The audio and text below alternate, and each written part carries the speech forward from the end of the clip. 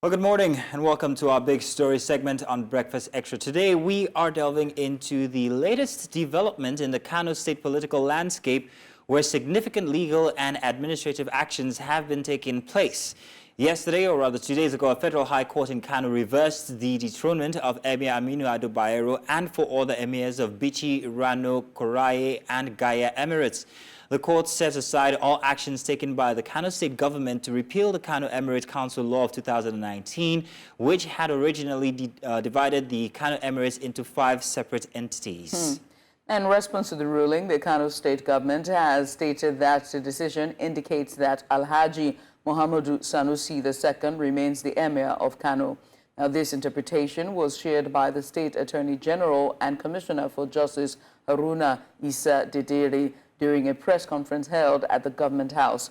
Dedere emphasized that the ruling validates the actions taken by the government, including the dissolution or dissolution of the 5 emirs and the disposition of the 5 emirs, thus reinstating Sanusi as the sole emir. Now, the trial judge, Abdullahi Muhammad Liman, ordered all parties to maintain the status quo and criticized the government for not adhering to previous court orders. Despite the judge's directive, the Kano State government views the ruling as a legal victory that supports their legislative and executive actions taken on May 23, 2024. Now, the situation remains highly complex and contentious, so to help us understand the developments, we have with us Mr. Johnson Omede, who is a lawyer and joining us via Zoom. Mr. Johnson, you're welcome once again. Good to have you on the show here today. Hello, Mr. Johnson, are you with us? Mr. Johnson? Okay, we seem to be having a bit of an issue connecting with Mr. Johnson this morning. We had him only just moments ago, but he'll be joining us hopefully, and we'll be able to talk with him about the situation. So it's a very interesting situation coming back to this ruling, which is actually abrogating whatever it was from 2019. Oh, absolutely. But there are plenty of squabbles going here, back and forth. But the devil is in the detail, as I keep telling people. It's a thing of timeline. People asking why exactly Ado-Bayero should be the rightful emir of Kano State as against Sanusi, who was only just enthroned just a couple of weeks ago.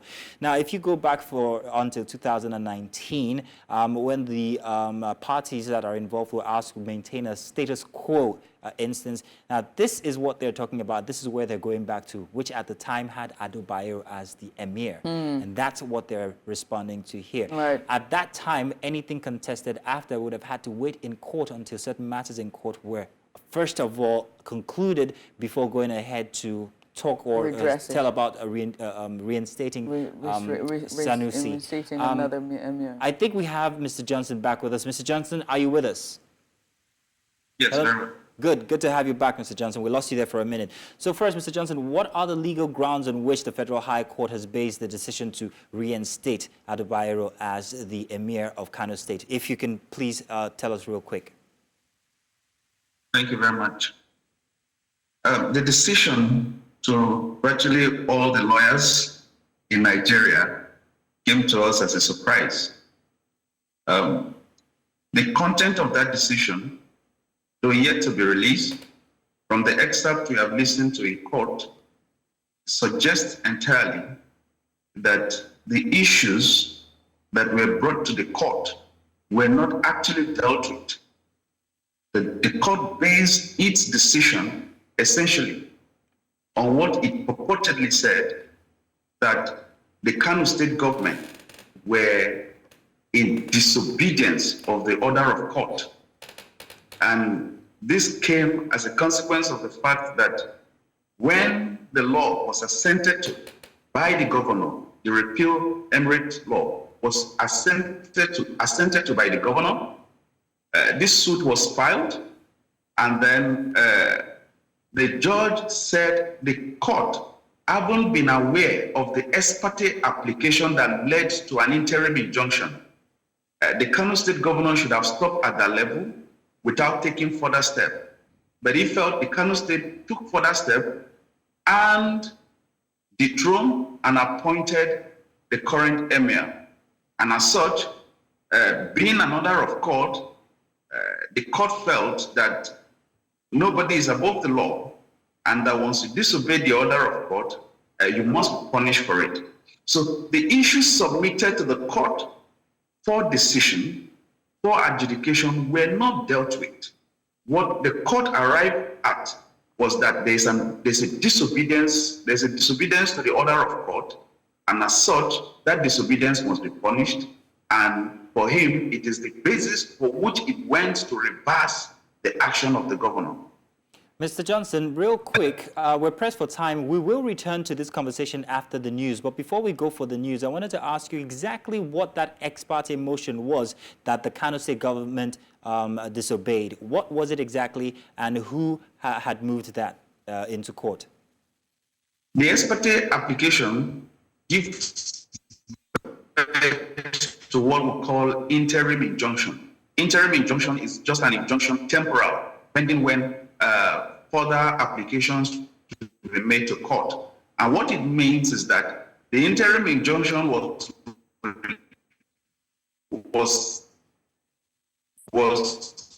given to stop Kano State government from taking further steps in dethroning the Emir of Kano, the 15th Emir, and then I think there were other prayers that followed, but which were similar. These were the criticality of that interim injunction. And so it didn't constitute anything much outside any of those applications. And then by law, an interim injunction doesn't last beyond 7 days.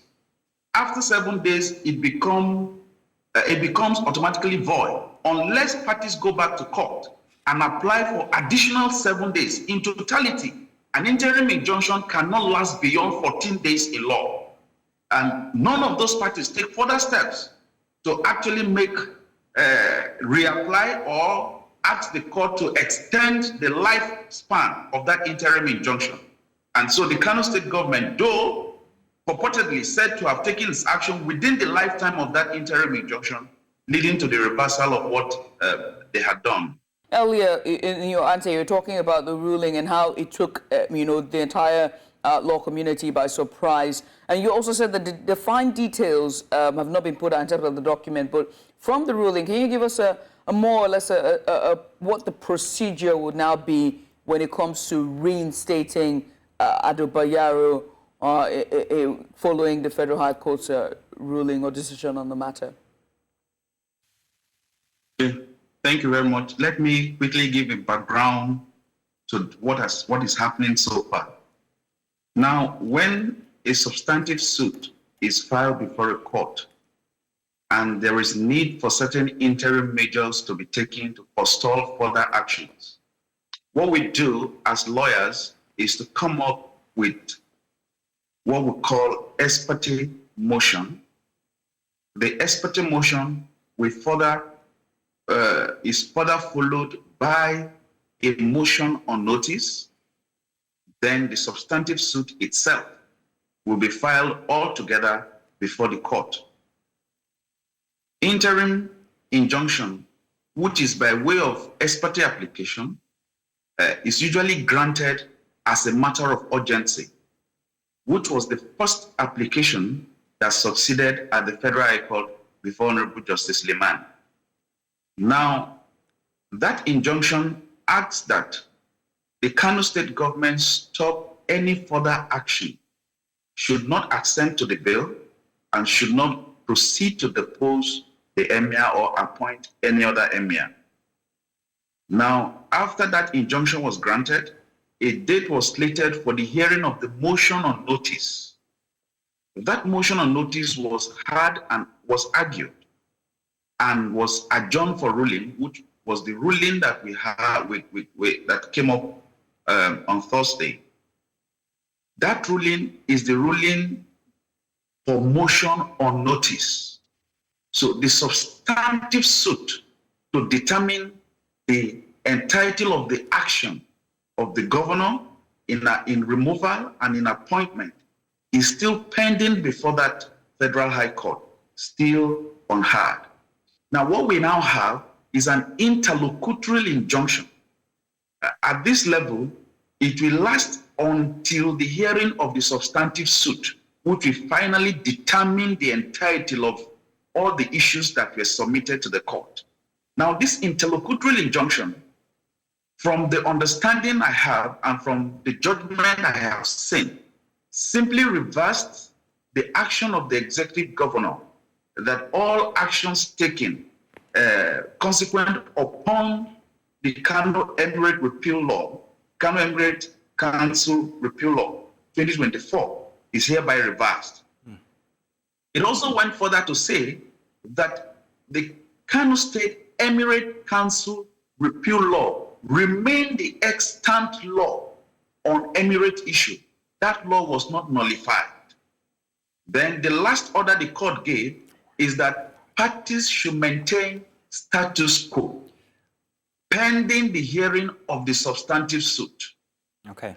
Now, the consequence of this decision is simply so that every party will remain at the position they were until the hearing of the substantive suit, which presupposes that the 16th emir, being the emir that is appointed, will remain on that position. The 15th emir, being the emir deposed, will remain in his position as the deposed emir, pending the hearing of the substantive suit before the court. It is the substantive suit that we finally, assuming the court assumes jurisdiction to it. Hold on a second now. It's getting a bit more confusing. So what are you saying? Are you saying that the current emir currently should be Sanusi, or is it supposed to be Bayero, with the processes that you've laid down? Specifically now, if you can just answer that and then I'll move on.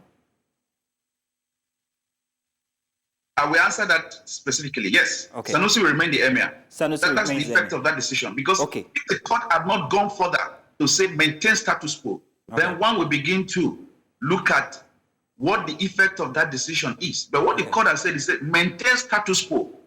So this seems very different from what the headlines were carrying on Thursday and on Friday, because it was telling about a reverse to the 14th, or rather the 15th emir, whom is Ado-Bayero. However, there was a case in 1988, and this one brings to question the jurisdiction of the Federal High Court in this matter. In 1988, Tucker versus the state of Gongola made it explicit that the federal court has no jurisdiction when it comes to matters of chieftaincy, that matters of chieftaincy are supposed to be reserved at the full reserve of the state court and the state high court. So with the jurisdiction coming from the Federal High Court now, how does this process hold water? Thank you very much. And that's the part I was trying to explain for us to understand, that the substantive application touching on the issue of emirate activity has not been heard. It's still pending before that court. What we have so far is an interim measure and then an interlocutory measure that will last for a period. Okay? Now, the substantive suit now pending before the court, I am very certain that the issue of jurisdiction has already been submitted to the court for its determination. And what courts often do is that they can decide to hear the entire suit together with the motion challenging the jurisdiction of the court, and then give their judgment at the end of the suit. So what we have so far is that the substantive suit has not been dealt with. So far what we have is an interim measures. But to answer your question on issue of jurisdiction, it's very clear, beyond all reasonable doubt, beyond all equivocation, that issues of chieftaincy are within the jurisdictional competence of the state high court. It does not lie within the Federal High Court to determine matters that touches on chieftaincy.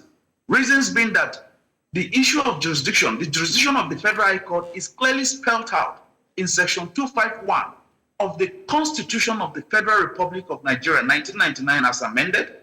And that section did not in any way whatsoever emphasize or suggest that emirate matters or chieftaincy matters is one of those matters that the Federal High Court can assume jurisdiction and determine. But being a question of interim measure to forestall the breakdown of law and order, the court has given these interim rulings pending the hearing of the substantive suit until that substantive suit is heard, parties cannot safely say, this is the emir, that is the emir. The court has proceeded in its last ruling of Thursday to say maintain status quo. Maintain status quo means all parties will remain in their current position at the time this decision is given until that substantive suit is heard. Now, let's look at, so since until that substantive suit is heard, at the risk of preempting, what would that ruling look like for now, especially for Kano State government? This particular ruling or the ruling that will come in substantive suit? In the substantive suit. Okay, so the substantive suit is going to give birth to a full-blown judgment. At that point, we will not be calling it a ruling again. It's going to be a full-blown judgment, assuming that the court decided to take it at the end of the day. But if the court hears the notice of preliminary objection, then it will give birth to a ruling, either declining or assuming jurisdiction. But we look forward to the action, and we do hope we are not surprised as legal practitioners, because the issue of jurisdiction of the Federal High Court on chieftaincy matter is clearly spelled. They cannot assume jurisdiction. But we don't know. We look forward to it because so far we have had a few surprises. I know that in the course of practice of law, where the Federal High Court cannot have jurisdiction over the fact of a matter, it cannot have jurisdiction over the law backing it. They have said that on several occasions. There are times when we bring application on fundamental enforcement. For instance, you want to, there is an issue on land, and there's a right, there's a breach of right that has emanated from it, and you submit a fundamental enforcement before the court for adjudication. The court will simply tell you the fact giving birth to your application is not within the jurisdiction of this court, and as such, the court cannot hear the law that gives you power to come. So the fact of the case, which is the chieftaincy matter in Kano State, does not form part of the fact that the Federal High Court can safely assume jurisdiction. That being so, it cannot equally assume jurisdiction on any law enabling it. And as such, we are looking forward that the court will do what is right. The court will promote the integrity of the judiciary, because all eyes at this point, internationally, locally, are on the Kano State, on the Federal High Court at this moment. And we do pray that the court will do what is right, because if the court does otherwise, then it's going to spell a serious anarchy for the judiciary. It's going to spell further doom for the judiciary. At this point where we are trying the best we can to ensure that the name of the judiciary is some sort clean and remain the last hope of the common man.